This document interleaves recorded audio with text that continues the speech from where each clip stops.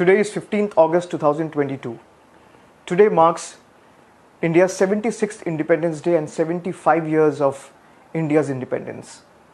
As we stand on the cusp of the 76th Independence Day, it is our foremost duty to acknowledge and bow our heads in reverence to the struggle of our forefathers to win us this freedom. They had envisioned a free country where citizens can dedicate their lives for the upliftment and betterment of the nation and not to some foreign masters. Is this really the freedom that our brave forefathers laid their lives for? Ask yourself, is this Netaji's India? Is today's India Bhagat Singh's India? Is this the India that Gandhiji dreamt of? Today we are seeing a conscious attempt to blur the lines between the government and the nation. There is a tendency to pledge to a unitary idea of India, and those who fail are touted as Deshdrohis or anti-nationals. It is time that we remind them that our love for our nation is beyond any unitary ideology. Our nation has nurtured us. It has protected us. It has given us a sense of belonging. In turn, we as citizens have dedicated our lives to the nation's betterment and growth. The relationship is dialogical, which we must acknowledge and further. We do not require the seal of anyone else to prove our patriotism, especially not from the one who believe in raising our prized diversity for a monolithic idea of India.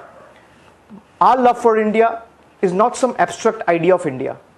It is the people, the land, the values that make our great nation.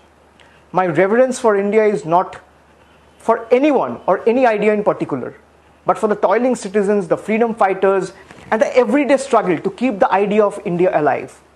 My nationalism is ornate with the ideas of unity, equality, fraternity. It cannot be overshadowed by the tar of hate, violence, and deprivation. What makes us Indian? The fact that we were born in this great nation, the fact we reside here.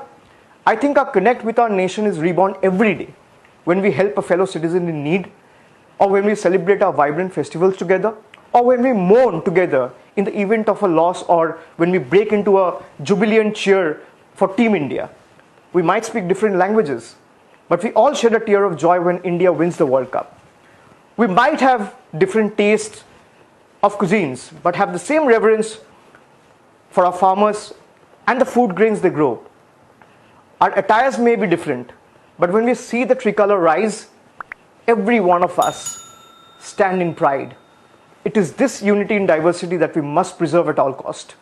No force of evil should be allowed to divide us on parochial lines. Our freedom is not some idea that is up in the air.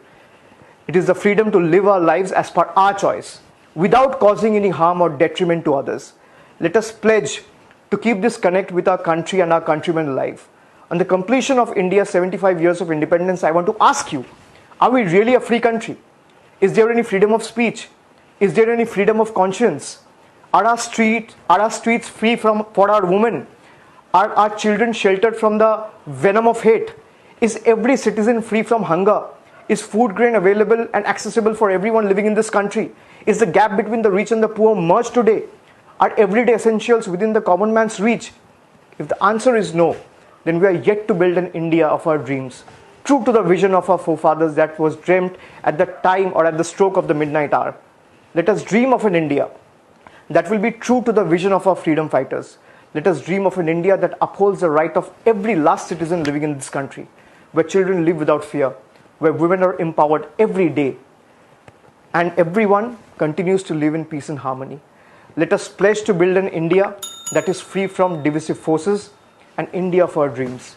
The ruling dispensation at the center is claiming that we are living in Amrit Kal. Ask yourself one simple question. As India marks 75 years of its independence, are we really living in Amrit Kal? Is this the Amrit Kal we all dreamt of?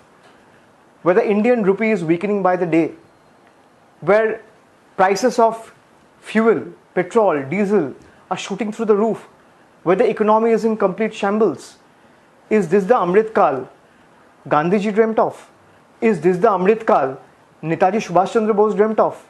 Is this the Amrit Kal Bhagat Singh, or for that matter, Matungini Hajra, laid their lives for? Is this the Amrit Kal you imagined 10 years before? We don't want this Amrit Kal. We don't want anyone from Delhi sitting in the ivory towers of Lutyens Delhi to dictate and tell me what I want to wear and who I want to work with, what I want to eat and who I want to fall in love with. I want to take my own decisions. I want an India where people will have the right to take decisions of their life.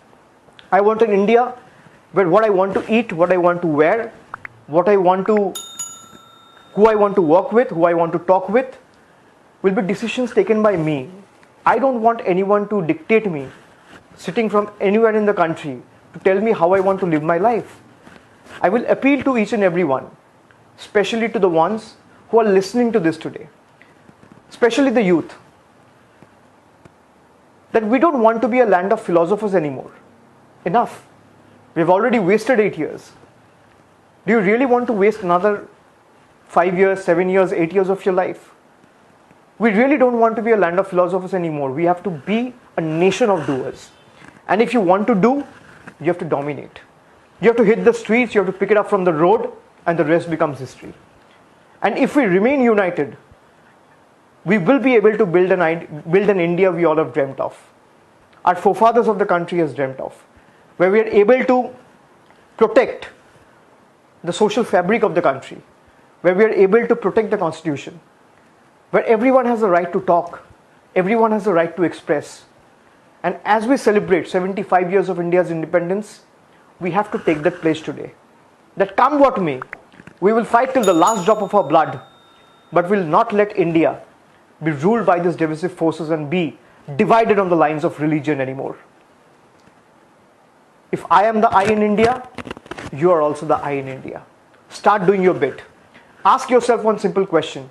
A lot of people point fingers on others. This should be done, this is right, this is wrong, this could have done in a different way. Are you even doing 1% of what you think should be done? If the answer is no, start doing your bit from today without wasting any further time.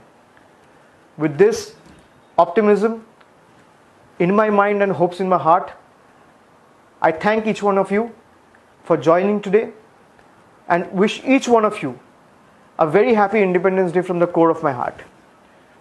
May the coming years we are able to build an India of our dreams, stay united, and make sure that the people who want to spread this venom of hatred, venom of division, venom of fear are ousted from the country.